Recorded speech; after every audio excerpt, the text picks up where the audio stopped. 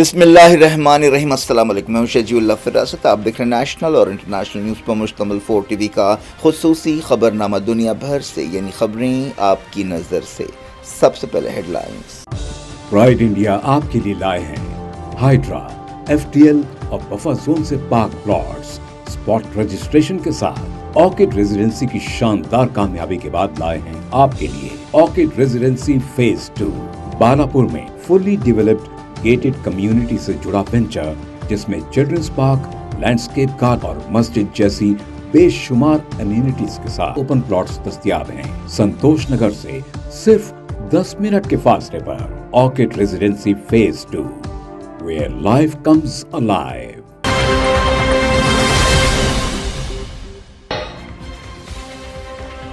اسرائیل Gaza میں ابھی نسل کشی کر رہا ہے، دنیا بے وقوف نہ بنے۔ ایمنسٹی سیکریٹری کا بیان، کہا 500 سے زیادہ خلاف ورزیاں ہوئیں۔ غزہ اور مغربی کنارے میں اسرائیل کی تازہ کارروائیاں، سمجھوتے کے تحت 15 فلسطینی میتیں حوالے کی گئیں۔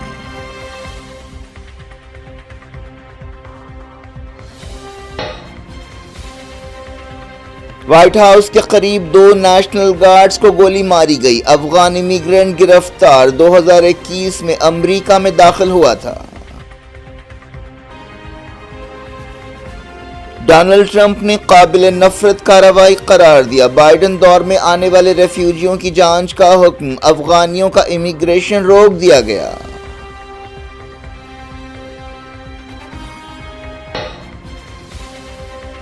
پوپ لیو ترکی پہنچے، طیب اردوان سے ملاقات کریں گے، بلو ماسک بھی جائیں گے۔ اسرائیلی حملے کے باوجود لبنان دورہ برقرار۔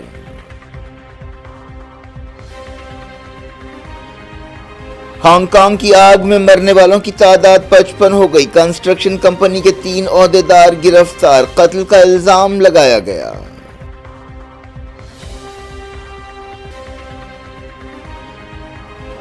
ہانگ کانگ آگ متاثرین سکتے میں، کہا سب کچھ ختم ہو چکا ہے، تحقیقات جاری۔ تیزی سے جلنے والا فوم ریڈار پر۔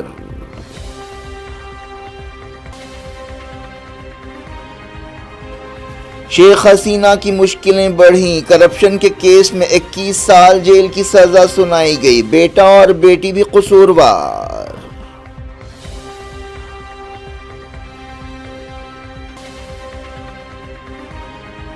جنگ ختم کرائیں، سوڈان کے آرمی چیف نے کی ڈونلڈ ٹرمپ سے اپیل، کہا سب واشنگٹن کی طرف دیکھ رہے ہیں۔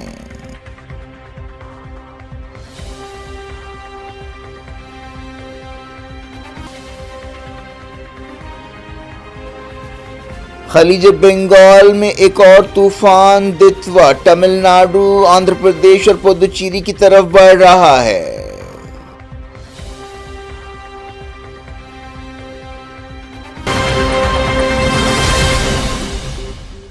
ہیڈ لائنز آپ نے دیکھی، اب خبروں کی تفصیل کی طرف آپ کو لیے چلتے ہیں۔ انسانی حقوق کی تنظیم ایمنسٹی انٹرنیشنل نے خبردار کیا ہے کہ اسرائیل ابھی غزہ میں نسل کشی کر رہا ہے، حالانکہ جنگ بندی کا اعلان ہوا ہے۔ اسرائیل نے جنگ بندی شروع ہونے کے بعد سے اب تک 500 سے زیادہ خلاف ورزیاں کی ہیں۔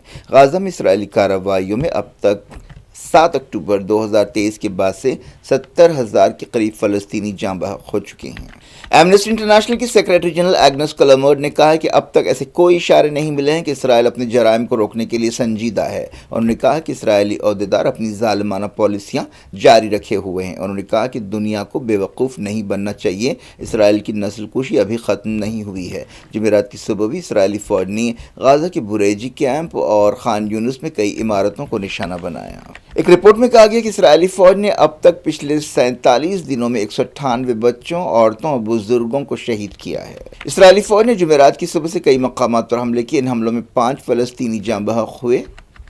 ان ہلاکتوں کی تصدیق کی گئی ہے۔ اسرائیلی فوج نے مغربی کنارے میں ایک فلسطینی نوجوان کو بھی شہید کر دیا اور درجنوں لوگوں کو گرفتار کیا۔ جاں بحق فلسطینی کی پہچان 20 سالہ اسامہ کامل کی حیثیت سے کی گئی ہے۔ اسامہ کو جنین کے قباطیہ علاقے میں ایک دھاوے کے دوران گولی ماری گئی۔ اس دوران مغربی کنارے کے کئی مقامات پر گھروں پر دھاوے کیے گئے اور گھروں کو ڈھایا گیا۔ اسرائیل نے ایک سمجھوتے کے تحت 15 فلسطینیوں کی میتیں حوالے کی ہیں۔ جنگ بندی سمجھوتے کے تحت قیدیوں اور میتوں کا تبادلہ عمل میں آ رہا ہے۔ فلسطین کی وزارت صحت نے کنفرم کیا کہ international committee of Red Cross کے ذریعے اسرائیلی فوج نے 15 شہیدوں کی میتیں حوالے کی۔ حماس کے ترجمان حازم قاسم نے کہا کہ یہ تبادلہ قیدیوں کے ایکسچینج کے حماس کے عہد کا ثبوت ہے۔ اس سے پہلے حماس نے 2 ہوسٹیجز کی لاشیں اسرائیل کے حوالے کی۔ اس دوران اسرائیلی فوج نے نارتھ ویسٹ بینک میں ایک آپریشن جاری رکھا تو بعض گورنریٹ کے عہدیداروں نے الزام لگایا کہ اسرائیل نے ایک سیاسی آپریشن شروع کیا ہے۔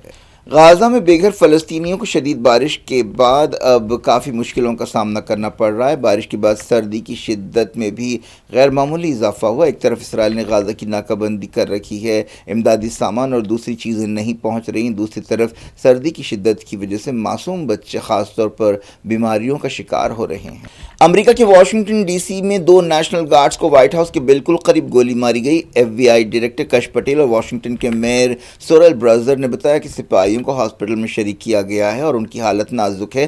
ان دونوں کا تعلق ویسٹ ورجینیا سے بتایا گیا ہے۔ میئر نے کہا کہ یہ گارڈز ٹارگٹ شوٹنگ کا شکار بنے۔ سورسز نے بتایا کہ ایک افغان شہری نے یہ کارروائی کی جو ستمبر 2021 میں امریکہ میں داخل ہوا تھا اور واشنگٹن میں رہ رہا تھا۔ گولی مارنے والے کو حراست میں لے لیا گیا ہے، اسے بھی گولی لگی ہے اور وہ بھی زخمی ہے۔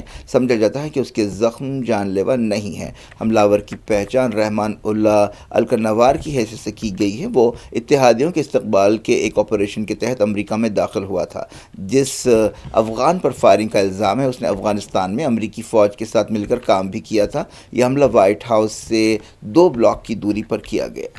امریکی صدر ڈونلڈ ٹرمپ نے اس دوران بائیڈن دور میں آنے والے تمام افغان ریفیوجیوں کے بارے میں دوبارہ جانچ کا حکم دیا ہے۔ ٹرمپ نے فلوریڈا کے ایک تفریحی مقام مارالاگو سے ویڈیو کے ذریعے خطاب کرتے ہوئے کہا کہ یہ واقعہ ہمارے ملک کو درپیش سیکیورٹی خطروں کی طرف نشاندہی کرتا ہے۔ ڈونلڈ ٹرمپ نے کہا کہ امیگرینٹس کے خلاف کریک ڈاؤن کیا جائے گا۔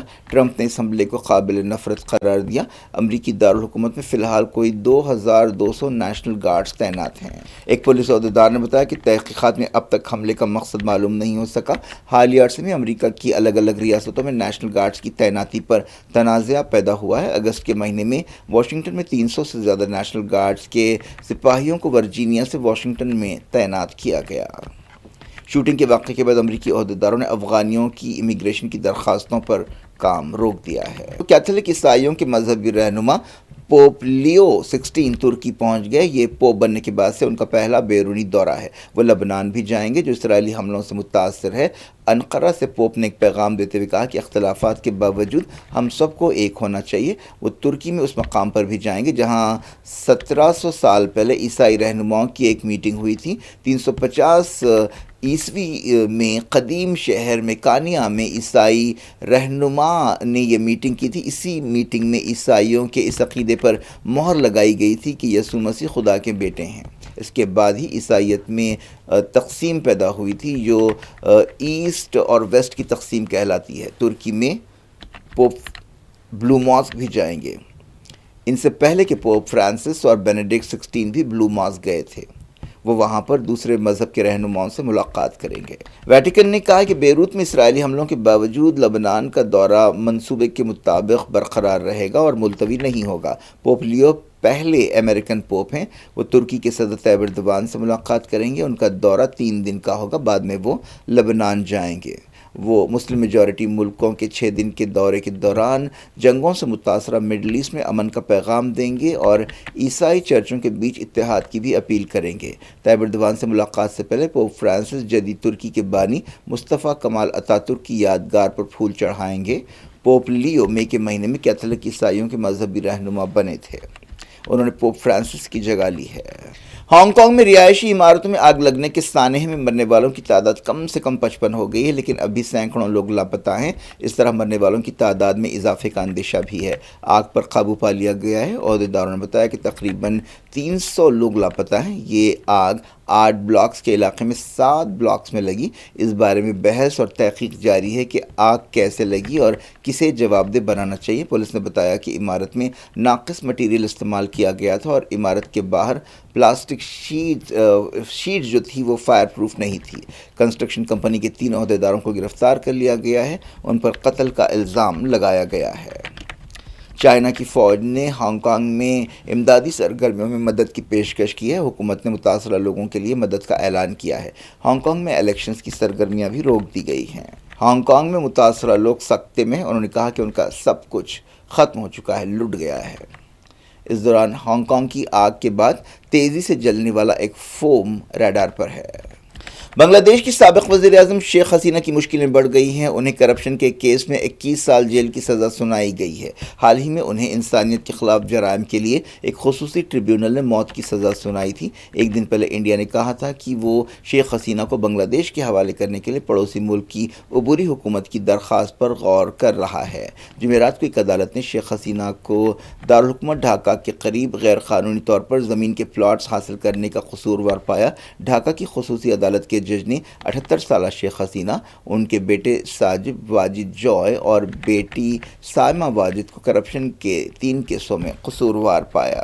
سوڈان کے آرمی چیف نے امریکی صدر ڈونلڈ ٹرمپ سے کہا ہے کہ وہ سوڈان کی جنگ ختم کرائیں۔ آرمی چیف عبدالفتاح البرہان نے یہ اپیل کی۔ ان کا 2.5 سال سے زیادہ عرصے سے نیم فوجی دستے ریپڈ سپورٹ فورسز کے چیف حمدان داغلو عرف ہمتی کے ساتھ تنازعہ چل رہا ہے۔ برہان نے کہا کہ سوڈان کے لوگ اگلے قدم کے لیے واشنگٹن کی طرف دیکھ رہے ہیں۔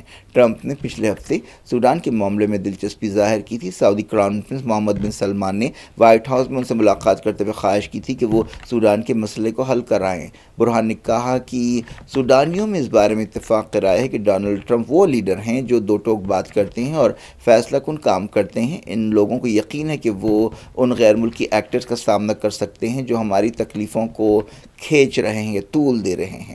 امریکہ اور UAE، سعودی عرب اور ایجپٹ کے ساتھ مل کر جنگ بندی کی کوششیں کر رہے ہیں۔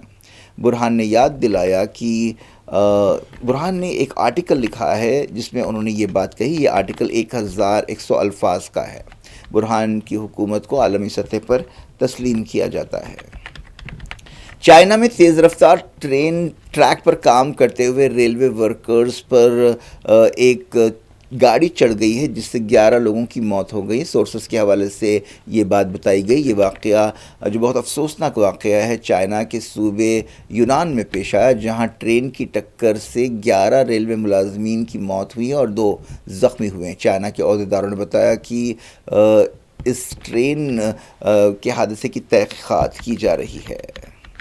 وزیر اعظم نریندر مودی نے کہا کہ آج ملک اسپیس کے شعبے میں ایک بے مثال موقع کا شاہد بن رہا ہے۔ وزیر اعظم مودی ہندوستانی خلائی startup Skyroot Infinity campus کی افتتاحی تقریب سے خطاب کر رہے تھے۔ مودی نے کہا کہ آج انڈیا میں خانگی شعبہ خلا اور ماحولیاتی نظام میں زبردست پروگرس کر رہا ہے۔ اسکائی روٹ انفینٹی انڈیا کی نئی سوچ اور نئے انوویشن اور نوجوانوں کی صلاحیتوں کو ظاہر کرتا ہے۔ ہمارے نوجوان نئی بلندیوں کو چھو رہے ہیں۔ مستقبل میں انڈیا عالمی سیٹلائٹ لانچ ماحولیاتی نظام میں ایک لیڈرشپ کا کردار ادا کرے گا۔ خلیج بنگال میں ایک طوفان پیدا ہوا ہے جو 30 نومبر تک تمل ناڈو، آندھرا پردیش اور پدوچیری کے ساحل تک ٹکرا سکتا ہے۔ اس طوفان کا نام دتوا بتایا گیا ہے۔ اس طوفان کے تمل ناڈو کے ساحل سے ٹکرانے کے زیادہ امکانات ہیں۔ فی الحال ایک مضبوط سمندری طوفان میں یہ تبدیل ہو گیا ہے۔ دتوا نام یمن سے آیا ہے۔ اس کے اثر میں تمل ناڈو اور آس پاس کے علاقوں میں بارش ہونے کا امکان ہے۔ تمل ناڈو کے کئی ضلعوں میں چوکسی ہے، جن میں چنئی، ناگاپٹنم، تھیروولور اور تنجاور شامل ہیں۔ ان ضلعوں میں یلو اور اورنج الرٹ جاری کیا گیا ہے۔ اس دوران آبنائے ملاکا میں سیلیا نام کا ایک اور طوفان بھی آیا۔ یہ طوفان ملیشیا کی طرف بڑھ رہا ہے۔ فی الحال وہ سماترا کے قریب ہے۔ پہلے ایسا ڈر تھا کہ یہ طوفان انڈیا کی طرف بڑھے گا۔ کیا کچھ ہو رہا ہے آپ کی دنیا میں؟ آخر میں ہیڈ لائنز دنیا بھر سے ایک بار پھر دیکھتے ہیں۔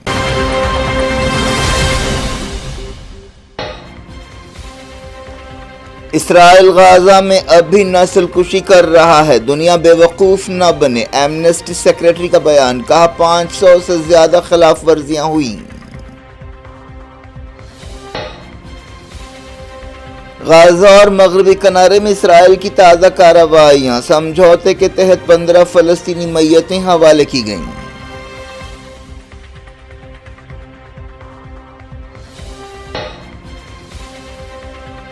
وائٹ ہاؤس کے قریب 2 نیشنل گارڈز کو گولی ماری گئی۔ افغان امیگرینٹ گرفتار، 2021 میں امریکہ میں داخل ہوا تھا۔ ڈونلڈ ٹرمپ نے قابل نفرت کارروائی قرار دیا، بائیڈن دور میں آنے والے ریفیوجیوں کی جانچ کا حکم، افغانیوں کا امیگریشن روک دیا گیا۔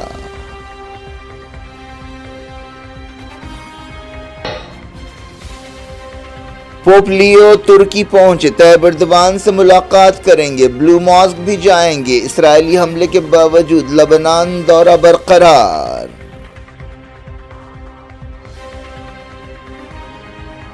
ہانگ کانگ کی آگ میں مرنے والوں کی تعداد 55 ہو گئی، کنسٹرکشن کمپنی کے 3 عہدیدار گرفتار، قتل کا الزام لگایا گیا۔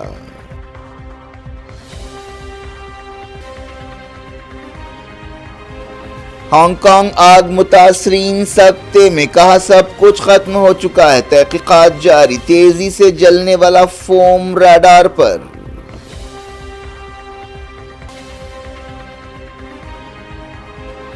شیخ حسینہ کی مشکلیں بڑھیں، کرپشن کے کیس میں 21 سال جیل کی سزا سنائی گئی، بیٹا اور بیٹی بھی قصوروار۔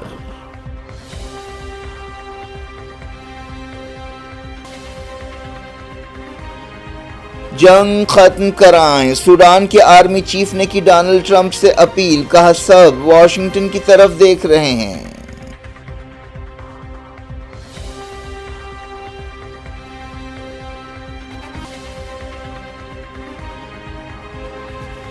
خلیج بنگال میں ایک اور طوفان دتوا تمل ناڈو، آندھرا پردیش اور پدوچیری کی طرف بڑھ رہا ہے۔